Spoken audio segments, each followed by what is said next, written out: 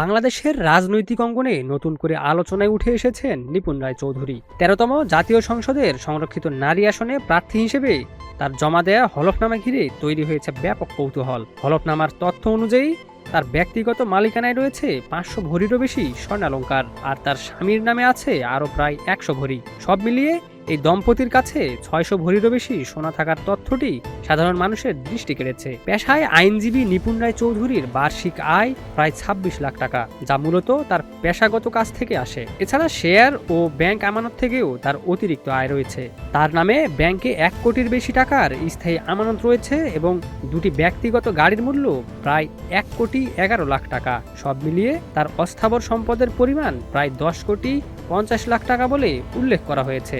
অন্যদিকে তার স্বামী অমিতাভ রায়ের নামেও রয়েছে ৩.৫ কোটি টাকার বেশি অস্থাবর সম্পদ।